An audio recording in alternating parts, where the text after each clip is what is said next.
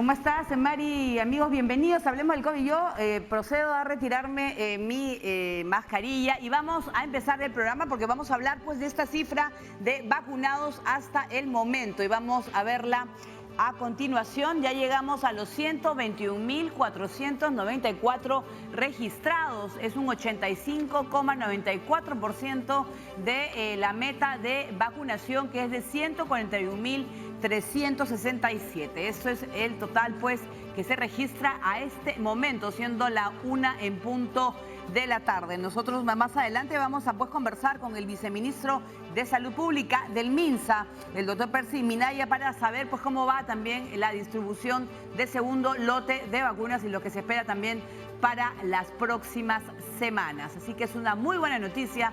Ya se está completando la cifra de personas que están recibiendo la primera dosis de la vacunación y también sobre todo el cronograma que se va a dar para lo que será la segunda dosis de esta vacuna de Sinopharm. Muy bien, nosotros de esta manera empezamos. Hablemos del COVID.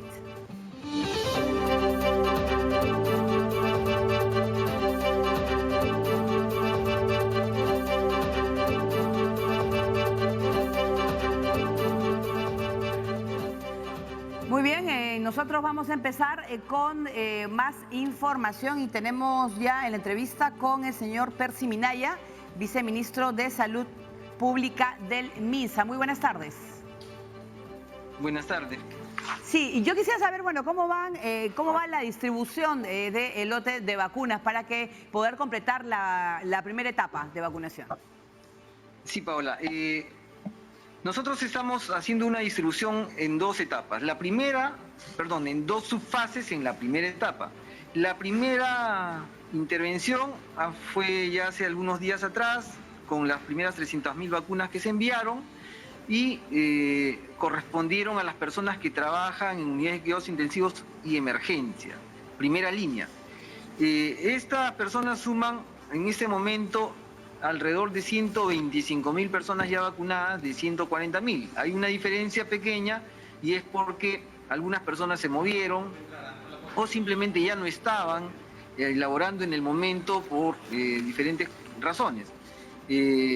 O algunas pocas que en algún momento inicial de desconfianza no aceptaron la vacuna. Entonces, esa cifra se sigue actualizando.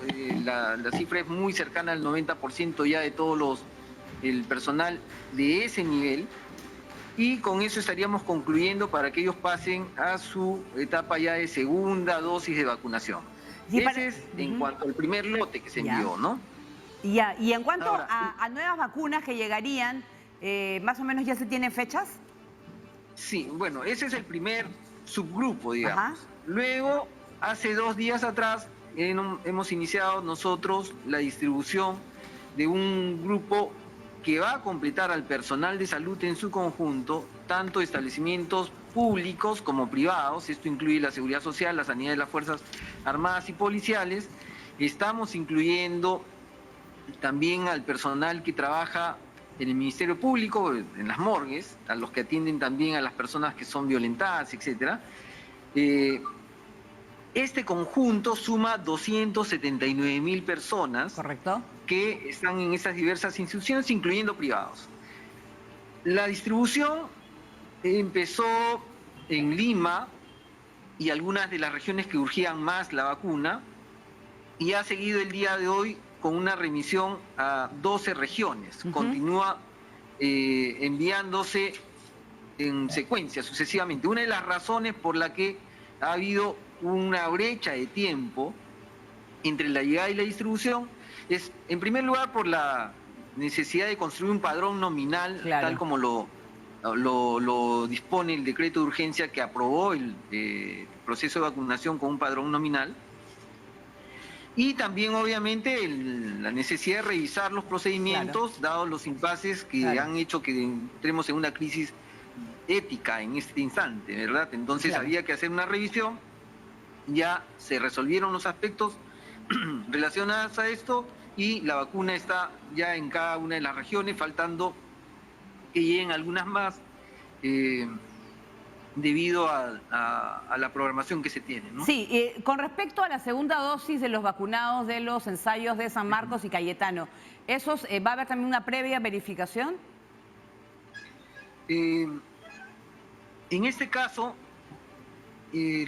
las personas que han sido vacunadas mediante el ensayo clínico van a tener una verificación para que nosotros podamos contribuir con ellos, no solamente para que se vacune el resto, tal como debía hacerse en el ensayo clínico, pero sobre todo concentrándonos en las personas que recibieron placebo, de manera que tengamos una atención a ellos para que completen el estado de su vacunación. Claro, y en el caso, yo estaba leyendo que en marzo van a llegar 2 millones de nuevas vacunas anti-COVID.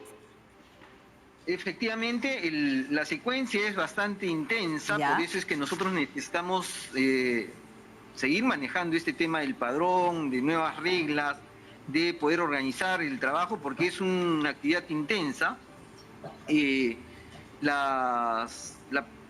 grupo de primeras vacunas que llegó son apenas 1 millón en febrero, pero a partir de marzo llegan 2 millones, en abril 3 millones, en mayo aproximadamente 5 millones de vacunas, en la medida que estamos cerrando las contratación con Pfizer y obviamente la secuencia acordada con Sinopharm. Entonces, este es un volumen grande y ya no solamente corresponde al personal de salud, que en realidad prácticamente estaría cerrando con la siguiente pequeña remesa que tenemos pendiente, sino ya inicia con el personal de las Fuerzas Armadas y policiales, también los miembros de los padrones electorales, de los miembros de mesa, y el inicio para las personas de la tercera edad. Ese inicio para las personas de la tercera edad, que están muy preocupadas, por supuesto, y siempre consultan, más o menos ustedes calculan que sería a partir de abril, mayo. Nosotros esperamos comenzar en marzo con ellos, pero obviamente va a depender de que se cumplan rigurosamente los cronogramas de recepción que se habían trazado inicialmente con las empresas que distribuyen las vacunas, que son de diferentes marcas, y luego la organización correspondiente, porque a diferencia de el personal de salud o el personal de las Fuerzas Armadas, que se sabe exactamente quiénes son y dónde están, en el caso de los adultos mayores tenemos una situación un poco más maleable. Hay algunos que son rápidamente identificables, por ejemplo las personas que viven en refugios que maneja el INAVIF. Tenemos el grupo de personas que están afiliadas a Pensión 65. Hay un grupo interesante ahí. El ministro de Salud ha tenido hoy día una reunión con la OMPE para poder tener alguna data más. Entonces ese padrón que ya comenzó a construirse tiene sus dificultades. No significa que no vamos a hacerlo, incluyendo que vamos a abrir un registro en donde las personas van a poder identificar el local donde, la ubicación y el local donde ellos deberían seleccionar para vacunarse, ¿no? Sí, no se preocupe, nosotros continuamos en los cuales, sobre todo en el caso de las personas mayores, lo que hay que hacer es organizar bien, ¿no? Cómo va a ser la vacunación, si por distritos, en los cuales, o rangos de edades, como han estado siendo en países europeos, ¿no? De más de 80, entre 60 y 80, en los cuales se va a poder dividir y de repente organizar esta vacunación. Así es, estamos hablando de un numeroso grupo, ¿no? En realidad son casi 5 millones de personas que le corresponde entrar en esta modalidad de vacunación. Claro, y además RENIEC también tendría que tener pues ya un registro también de lo que está de personas mayores de 65.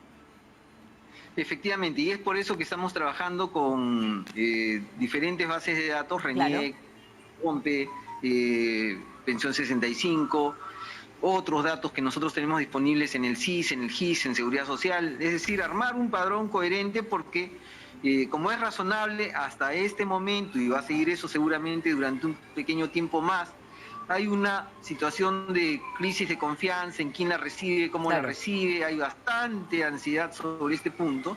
Debemos nosotros propiciar la velocidad, pero también la seguridad de que esto va a llegar al hombro que efectivamente necesita llegar en este instante. Así es. Además, Luego señor esto Minaya, seguramente va a tener cambios, ¿no? además, la Defensoría del Pueblo está solicitando, ustedes ya están coordinando con ellos para tener acceso a ese padrón, por ejemplo, de personas de la tercera edad. Ah, no hemos coordinado específicamente desde este despacho, no significa que no podamos hacerlo Claro. inmediatamente. El padrón de personas de la tercera edad, el padrón de vacunas todavía no está 100% disponible porque apenas hemos comenzado a articularlo sobre la base de las bases de datos que disponen las diferentes instituciones. Desde ahí viene después un proceso de validación para saber dónde se ubican las personas y especialmente para saber en qué puntos se van a vacunar, porque en el esfuerzo nuestro en la construcción del padrón no es simplemente para saber fines de control, como podría ser la Contraloría o la Defensa, saber quiénes son los que recibirían, sino para nosotros es un tema de microplanificación para saber dónde se le vacuna y dónde lo vamos a encontrar para la segunda dosis, porque no es una vacuna única, son 2 dosis de ella y tenemos que tener la seguridad de que para no se pierda y que las personas no es que queden completamente inmunizadas, no podemos darnos el lujo que no sepamos dónde están localizadas y que vamos a tener control sobre eso. Claro, y además, sobre todo, ellos forman parte de la segunda fase. La primera fase ya se tiene una idea de cuánto personal entre las Fuerzas Armadas, entre la policía, en los cuales van a ser vacunados. Sí, en el segundo padrón, solamente personal del Ministerio de Salud son 188.474 personas, que es el 67% de todos los que se vacunan. Seguridad Social son 56.882. Fuerzas Armadas 6.282, Policía Nacional del Perú 6.557, los privados son 16.000. Estamos hablando aquí no solamente de personas que trabajan en las clínicas, sino también en atención liberal, digamos, los pequeños consultorios, los profesionales libres, ¿no? Entonces, todo eso es el grupo, suma 279.000 personas que están en este segundo padrón. Son 200, ¿cuánto, por favor, para repetir? 279.406 personas que están identificadas. Y obviamente es posible que puedan faltar algunos y el padrón no es que se cierre, es un padrón dinámico en donde hemos empezado para que esto no es que se cierre solamente cuando tienes el 100% de las personas y recién comienzas a vacunar, porque será muy lento. Es una permanente actualización en la medida que se vayan identificando las personas, que se tenga la seguridad de son quienes dicen ser y dónde se les ubica, entonces se les programa. Claro, y además, sobre todo con transparencia, ¿no? Ahora con todo lo que hemos vivido en los últimos días. Solamente para ser claros, en la primera etapa, primero es el personal que trabaja en primera línea, que son todos los médicos. Segundo está lo de la primera etapa, que son las Fuerzas Armadas y otros también sectores. ¿Cuántos son en total? Ya, pero estamos hablando en este momento del conjunto de personas que trabajan en el sistema de salud. O sea, la primera etapa tiene dos momentos, si se quiere. El personal que trabaja en la atención directa de los casos más severos, los más graves, los más contagiosos, son 141.367 personas que trabajaban o trabajan en emergencia y en unidades de cuidados intensivos. Bueno, esta primera etapa tiene otro grupo de 279.406 personas que trabajan en establecimientos de salud, médicos, enfermeras, técnicos, personal administrativo de todos los subsectores. Entonces, ese conjunto es lo que cierra esta primera etapa, donde son 420.773 personas del sistema de salud en los diferentes subsectores que reciben la vacunación. Con eso prácticamente pasamos ya a la vacunación a personal de las Fuerzas Armadas y policiales, bomberos. ¿Cuántos son ese sector? ¿Maneja la cifra? Ese sector son aproximadamente 400.000 personas más. Estamos hablando de personal que hace hasta el nivel de vigilancia en serenazgo, ¿no? Claro, pero estamos hablando que quizás son más, ¿no? Puede ser para completar por lo menos a 1 millón de peruanos, ¿se podría decir? Sí, Bueno, lo que tenemos en el padrón en este momento, ¿no? Como Ya. reitero, hay alguna información que falta, no significa que no se les va a vacunar. Claro. Lo que significa es que tienen que tener su registro bien claro Muy para bien. saber que el señor X efectivamente trabaja en el Claro. sistema de serenazgo de X lugar, ¿no? Así Entonces, es. Así es es. una cuestión dinámica. Además, sobre todo, doctor Minaya, es el ser transparente, ¿no?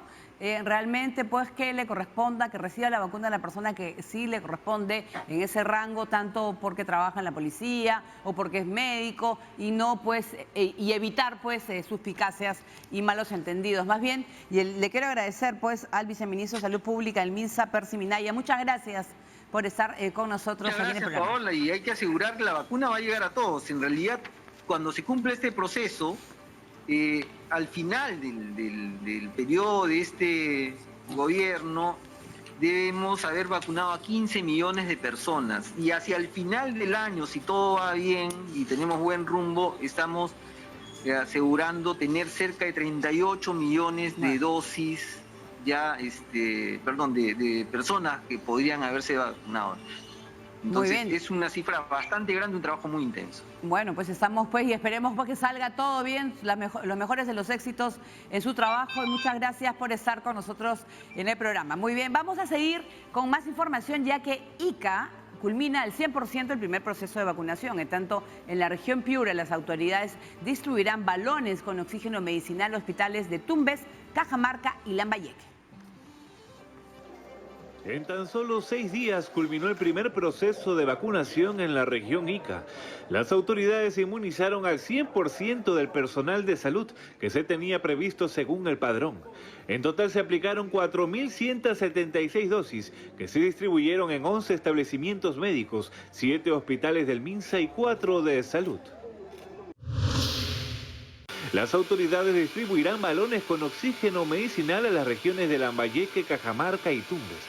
Alrededor de 100 cilindros se recargarán a diario y serán enviados a los hospitales del norte del país para apoyar en la lucha contra la COVID-19.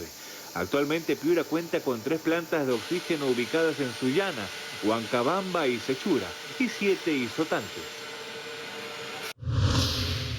Y en la provincia de Yungay entró en funcionamiento una moderna planta concentradora de oxígeno que abastecerá a los diferentes hospitales de las provincias ancachinas. La asociación Respira Yungay Oxígeno para Yungay recaudó 400.000 soles para adquirir este equipo medicinal que recargará hasta 24 balones diarios.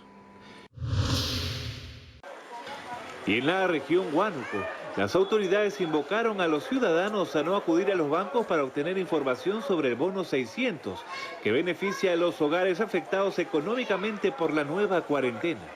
Un equipo de TV Perú comprobó que la población acata esta disposición, ya que no se registraron aglomeraciones en las entidades financieras y los cobros de los subsidios se dan de manera ordenada. Vamos a hacer una breve pausa, no se mueva, que vamos a regresar con diversos temas, por ejemplo, con el contagio en menores de edad. Nosotros regresamos con esto y más aquí en Hablemos del COVID.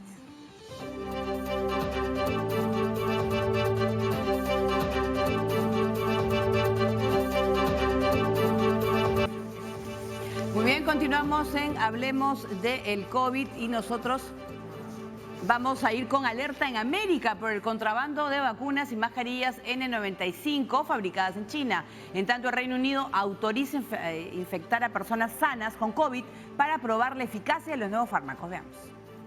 Una mujer de origen asiático fue detenida en el aeropuerto El Dorado de Colombia por tratar de ingresar ilegalmente 70 vacunas del laboratorio chino Sinovac. Las dosis fueron halladas dentro de una nevera portátil y perdieron su efecto al no estar conservadas a temperaturas adecuadas. Se trata del primer caso de contrabando en la región. En tanto, el gobierno estadounidense confiscó 11 millones de mascarillas tipo N95 de imitación, llegadas de China y que iban destinadas al personal sanitario. El secretario de Seguridad Nacional, Alejandro Mayorkas, detalló en rueda de prensa que los cubrebocas se confiscaron en varias operaciones en las últimas semanas en 5 estados distintos del país.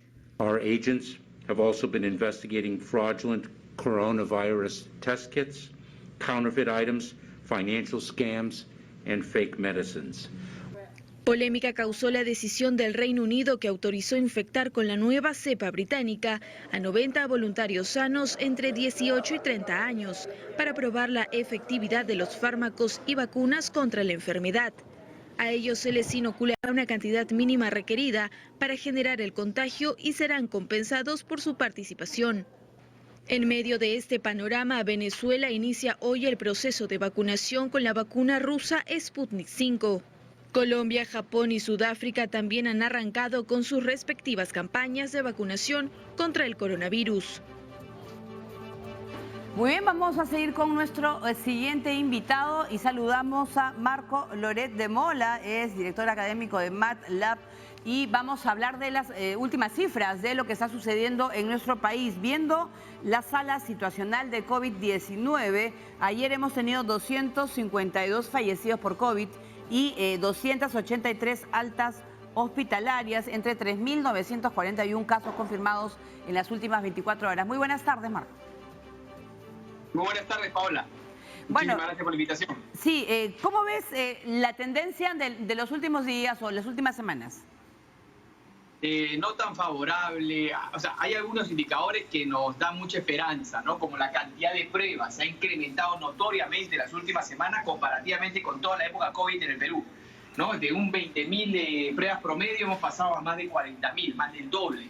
Eso es positivo. En lo que es la positividad, es decir, la cantidad de gente que estamos encontrando contagiadas, se está manteniendo. El problema se está manteniendo alto, ojo, pero se está manteniendo por lo menos. El problema es el área de salud. Siguen subiendo los hospitalizados, ya rompimos récord, tenemos mayor cantidad de hospitalizados que la primera ola. Siguen subiendo las camas UCI, también hemos roto récord. Y lamentablemente cada vez nos acercamos más a récords de fallecidos, tanto data oficial como data SINADER. Claro, pero por ejemplo, en el número se mantiene el número de personas fallecidas, incluso creo que ha incrementado. Claro, te estoy diciendo, se está incrementando y estamos llegando a niveles como tuvimos la primera ola, ¿no? Para tener una idea, en el mes de agosto del año pasado fue el peor momento. Claro. Ahorita hacemos un comparativo, es como si estuviéramos en julio, llegando a agosto.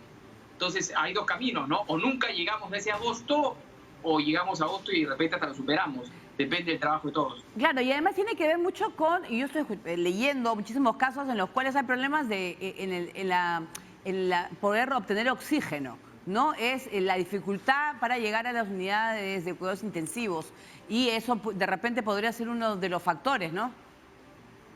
El factor principal, Paola, es que la gente no toma conciencia, ¿no? Y piensa que a uno no le va a pasar. Ese es el problema. Las mismas colas de gente que está buscando oxígeno para su familiar están con la mascarilla abajo. Esa misma persona que tiene un familiar mal, es increíble que realmente uno, esa necesidad humana de pensar de que nosotros nos va a ir bien, que no nos va a pasar nada, pero está jugando en contra, ¿no?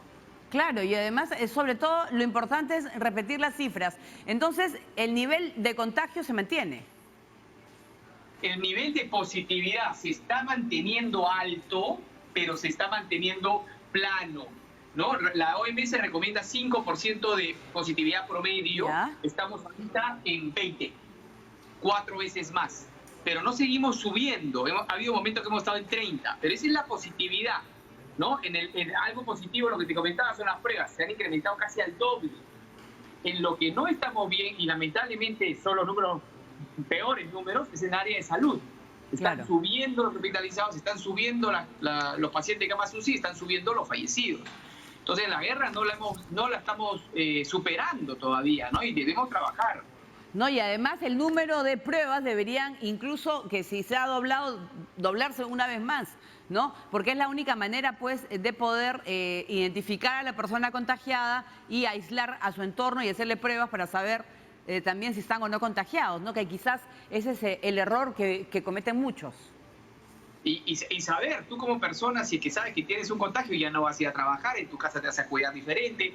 O sea, el hecho de uno tener ese conocimiento hace que tu forma de actuar sea diferente. Otro punto importante, Paola, son las vacunas.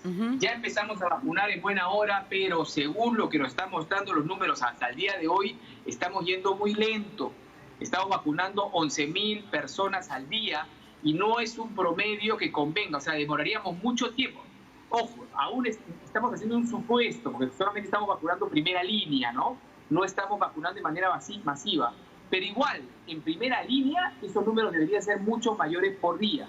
Entonces sí preocupa, ¿no? Y si seguimos en este ritmo, pues, de lo que se está haciendo, pues, la vacunación, ¿cuál sería tu pronóstico para los próximos meses? ¿Llegaríamos a la meta realmente o es muy lento? O sea, a ver, si tomamos la matemática de ahorita, no llegaríamos a la meta, nos tomaríamos varios años. Pero no es justo tomar la matemática de ahorita. ¿Por qué? Porque yo no estoy vacunando masivo, estoy vacunando a estos 100 caballeros de este hospital y dejo de vacunar y me voy al siguiente. Es otra mecánica. Pero igual insistimos de que ese valor de 11.000 vacunados diarios debería ser mucho mayor. Solamente la primera línea nos estamos demorando más de lo que deberíamos. Debería sobrarnos el tiempo. Deberíamos ya haber vacunado ese 500.000 de la primera línea y ya terminamos. Hay que esperar los 21 días, ¿no? Faltan 11, por decirte. Y esperamos a que lleguen los 11 y seguimos vacunando. Pero no, va a haber un pico de botella con esos 500 ya. Si seguimos vacunando a este ritmo. Entonces preocupa, ¿no? Preocupa de que estemos yendo lento. También las condiciones en el área de salud están complicadas, ¿no? Políticamente hablando. Vamos a ver qué es lo que pasa en el futuro. No, pero yo confío que siempre el Perú, sobre todo manteniendo su plan nacional de vacunación, ha sido muy eficaz, ¿no? Al momento de vacunar a niños en centros de salud era quizás mucho más fácil o más rápido que lo que está sucediendo ahora, pero cuando ya pasemos a la siguiente fase y ya tengamos que vacunar a los adultos mayores, por ejemplo, o a los miembros de la policía, sea de repente más difícil, la concentración de gente, que todos van a querer ir a vacunarse, ¿no? De repente cambiar un poco.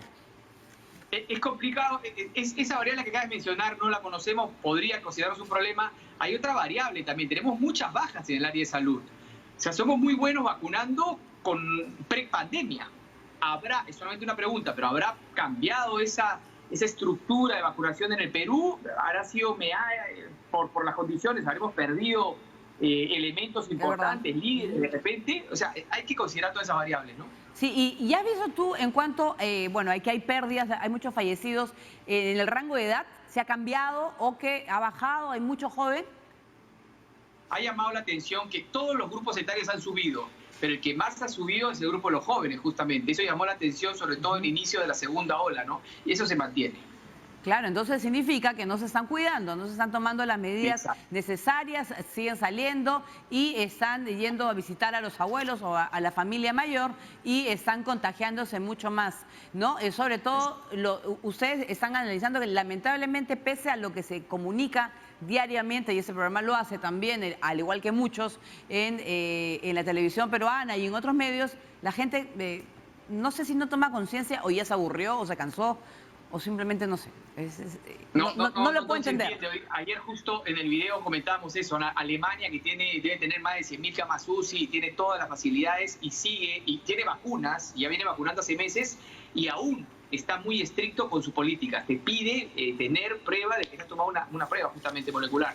Y nosotros como si no estamos guardando esas mismas políticas. Lamentablemente pareciera que no es el camino correcto el que estamos tomando, ¿no?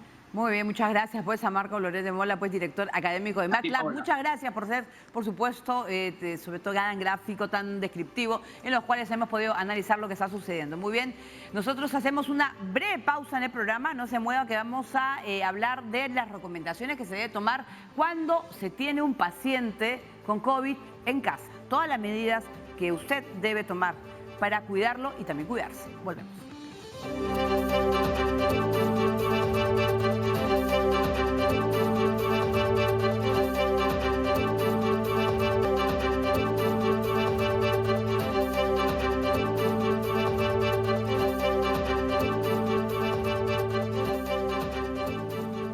Bien, muchos nos han preguntado, pues, ¿cómo actuar? ¿Cuál es el protocolo? ¿Qué debemos hacer si un miembro de la familia o más de uno está enfermo de COVID y estamos, pues, en la misma vivienda? ¿Cómo cuidarlo? ¿Qué medidas de bioseguridad debemos tomar? Vamos a saludar al doctor Leonid Leca, médico epidemiólogo y director de la ONG Socio, que está con nosotros para poder, sobre todo, pues, dar las recomendaciones necesarias. ¿Cómo está? Muy buenas tardes. Buenas tardes, gracias por la invitación. Bueno, yo quiero empezar con unas preguntas, por ejemplo, ¿cómo mantener ¿Y qué hacer con la habitación del enfermo, de la persona enferma con COVID? Y vamos a ver pues que un gráfico para poder ir hablando del tema, ¿no? Sobre todo es mantener aislada a esa persona en esa habitación. Sí, hay 4 aspectos en realidad que uno tiene que tener en cuenta cuando tiene una persona con COVID en casa, ¿no? El primer tema es el aislamiento, que tiene que ver con la habitación que usted está comentando, la vigilancia del paciente, el cuidado del cuidador que se encarga del paciente y también el cuidado de la familia, ¿no? Respecto al tema de la zona donde va a estar el paciente, donde se va a aislar, lo ideal es tener un cuarto separado, con baño propio, pero eso de repente no es posible en la mayoría de hogares, ¿no? Entonces, si no se puede hacer eso, lo que habría que hacer es limitar el tránsito de las personas. O sea, que se quede en la habitación. Veamos en el caso de que la persona, que podamos tenerlo en una habitación, esa persona no puede salir de esa habitación. Así es, deberíamos limitar el tránsito, que se quede ahí y nosotros ayudarle a las facilidades para que se alimente, para que tenga las necesidades básicas de cualquier persona, ¿no? Debe por ejemplo, lo mantenemos en esa habitación, doctor. Entonces hay que, por ejemplo, abrir las ventanas, que coma en la habitación.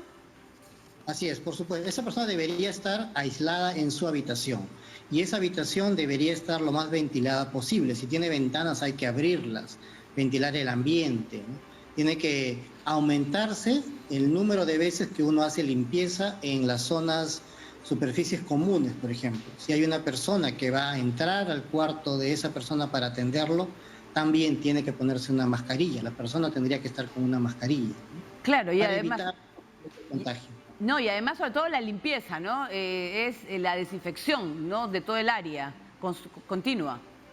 Así es, así es. Hay muchos hogares, por ejemplo, que solo tienen un baño. Entonces, lo que se recomienda es que el mismo paciente, si tiene la posibilidad, una vez que usa los servicios, limpie, ¿no? Con un desinfectante y luego ya otra persona, pasado unos minutos, puede entrar a terminar la limpieza, ¿no? La idea es evitar.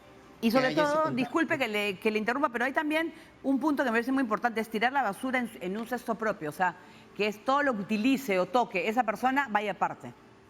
Así es, todo lo que use esa persona, por ejemplo, también los cubiertos, también si use toallas, ¿no? Debería ser separado y debería ser exclusivo para esa persona. Los desechos de esa persona deberían ser manejados también de forma separada, ¿no? Ya, y en el caso del baño, doctor, en el caso del baño, hay personas que, bueno, si tienen la suerte, tienen un propio baño en una habitación y puede mantenerse de una manera mucho más controlada. Pero si hay una sola sala de baño para una familia, ¿qué medidas se debe tomar? Por ejemplo, esa persona usar solamente, yo le dejo una toalla, él va a utilizar pues el inodoro, la ducha. ¿Qué medidas tomar al respecto? Sí, primero hay que separar las herramientas, los implementos, solo para esa persona. Jabón, toalla, todo lo necesario que una persona necesita cuando está en el baño.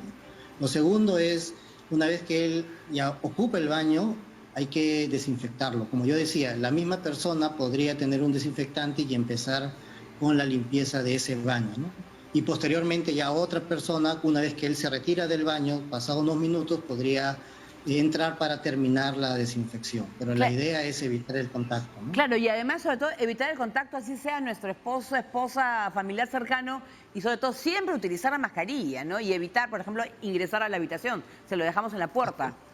Así es. Acuérdense que nosotros estamos hablando que esta infección se transmite en espacios cerrados. Nuestra casa normalmente es un espacio cerrado.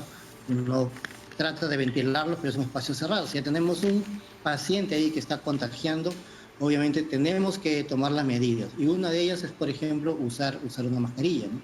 La persona que está enferma tiene que usar la mascarilla y sus contactos también. Acuérdense que la mascarilla cumple 2 funciones. Evitar que yo me contagie, pero evitar también que la persona que tiene la infección contagie a otras personas, ¿no?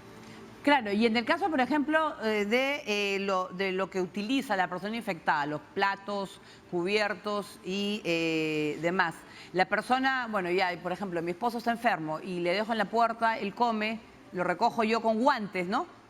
Me imagino. Así es. ¿Y qué hacer? ¿Mejor usar desechable? Mejor es usar desechable. Si no, hay que separar ese plato, hay que marcarlo, ¿no? De alguna forma, la taza, el cubierto, y solo debería ser usado por esa persona, ¿no? Y el lavado de eso debería ser también en un momento que no se mezcle con los otros utensilios, otros platos, otros cubiertos, ¿no? Claro, pero ¿cómo desinfectarlo? ¿Cómo es desinfectarlo? ¿Qué recomendación le daría? ¿De repente agua con agua hervida? No sé, o Sí, usar productos. Sí, el CDC, que es el Centro de Control de Enfermedades de Estados Unidos, sacó unas recomendaciones, por ejemplo, el uso de agua hervida en esos utensilios, ¿no?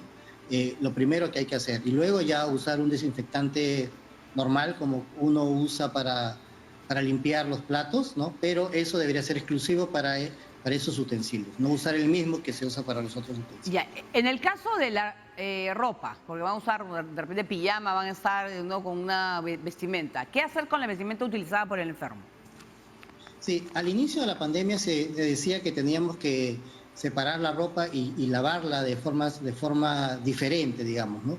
Sin embargo, ahora las recomendaciones es de que eso no es necesario. Sí hay que tener cuidado, obviamente, tener la ropa separada, pero a la hora de lavado podría sin ningún problema mezclarse con las otras ropas, salvo que sea pues una ropa donde la persona ha tenido un fluido. ¿Qué significa eso? Que haya vomitado, que haya estado tosiendo de forma muy continua, muy brusca y botando saliva, ¿no? Entonces, eso sí hay que separarlo y tratarlo de manera diferente, ¿no? No, pero por ejemplo, muchos ya, no todo el mundo, no todo el país tiene lavadora, lo cual es la lavas con agua caliente, de repente tienen secadora. Pero las personas que tienen que lavar la mano, mejor usted le recomendaría lavarla con agua caliente, dejarla que se ventile. Sí, esas son las recomendaciones que se dan, ¿no? Que uno puede echar agua caliente, uno dejar que se ventile, lavar con guantes, ¿no? Para evitar el contacto que pudiese ocurrir, ¿no?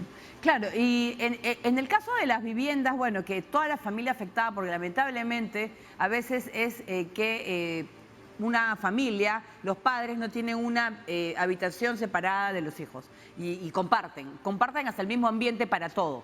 ¿Qué pueden hacer al respecto? Sí, lo importante es que ese ambiente esté ventilado y el uso de la mascarilla, ¿no? Y la distancia entre personas. Es difícil porque hay personas que viven en cuartos muy pequeños, pero ahora, nuevamente, al inicio de la pandemia se hablaba de las mascarillas comunitarias. Ahora, en realidad, dado estas nuevas apariciones de nuevas variantes, los virus que transmiten más, se está recomendando que en lo posible usen estas mascarillas quirúrgicas, ¿no? Que estoy mostrando aquí. Y encima yo podría usar ya mi mascarilla que uso normalmente de tela, ¿no? Entonces, claro. Doble protección. Es la que debería usarse. Y muchas veces hemos visto que las personas la usan por el lado al revés, ¿no? Se la ponen así. Entonces, tienen que recordar que siempre el lado celeste, y acá hay algo que aprieta la nariz, es la forma correcta como se debería usar. Debería tapar la nariz y la boca hasta el mentón. Sí, doctor, ¿qué pasa si uno la utiliza al revés? Lo que pasa es que la explicación es que ambas capas tienen diferentes materiales, ¿no? ¿Ya? Esta parte blanca lo que hace es absorbe los fluidos. Entonces yo toso y me absorbe los fluidos. En cambio la parte de acá no. Entonces si yo me la pongo al revés, yo voy a estar tosiendo, estornudando y no va a absorber los fluidos de la persona. Entonces la forma correcta es usar con la parte blanca adentro, en la parte interior.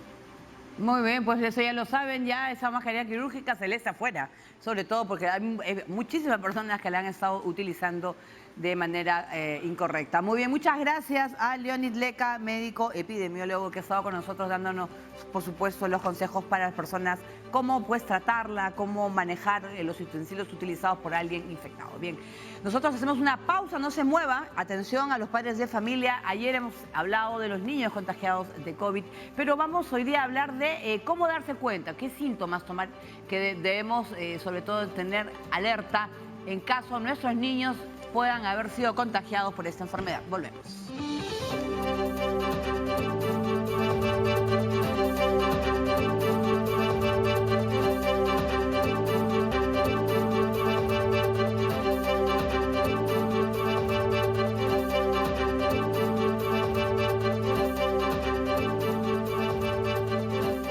Muy bien, vamos vamos a hablar pues ahora de los niños. Lamentablemente se ha dado que el aumento de casos en menores de edad. Vamos a saludar al doctor Pedro Valdés, pediatra de emergencia de E-Salud, y nos va a poder comentar, y sobre todo a los padres de familia, qué señales debemos tomar en cuenta, ¿no?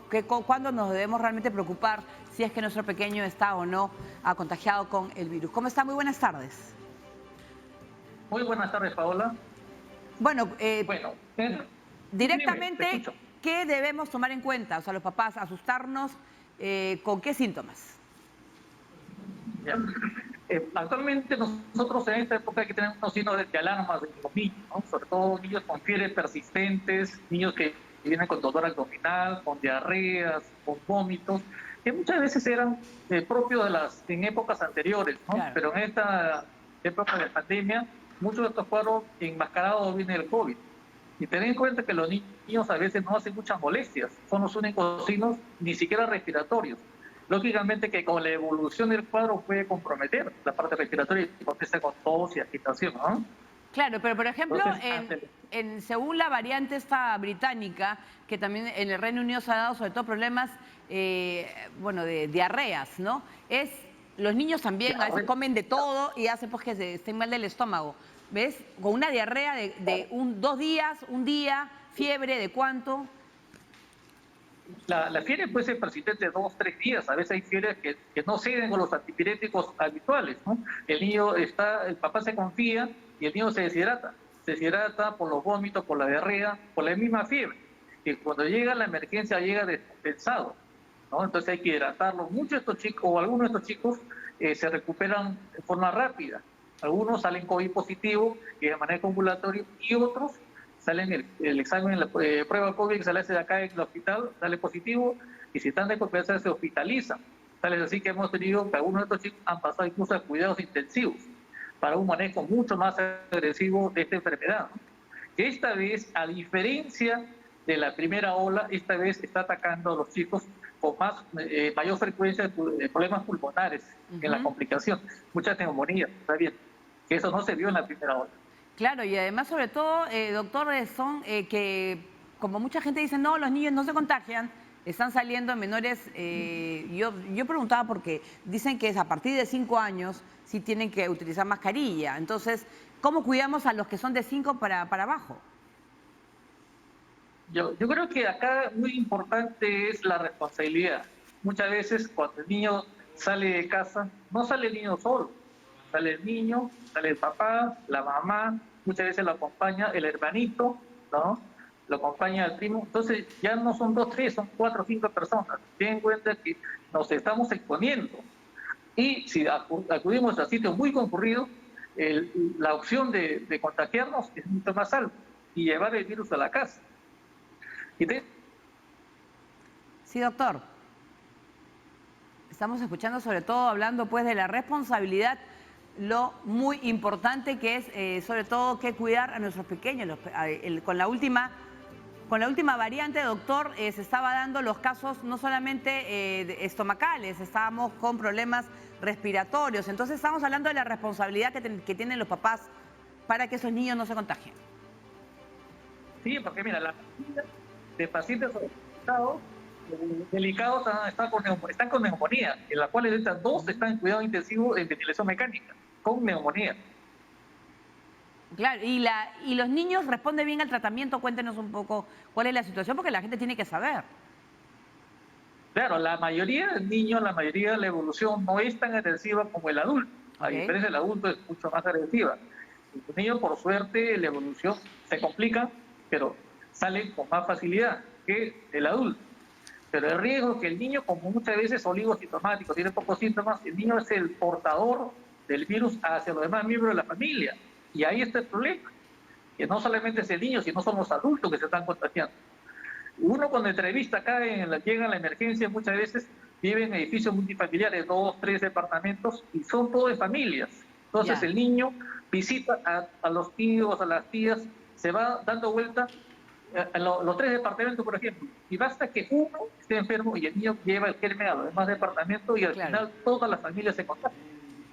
Claro, y además, sobre todo, doctor, en los cuales pues se estaba creyendo pues que era una población que estaba por lo menos mucho más fuerte y teniendo mucho más fuerte con este virus. Lamentablemente esa nueva variante ha cambiado y ha bajado el rango de edad.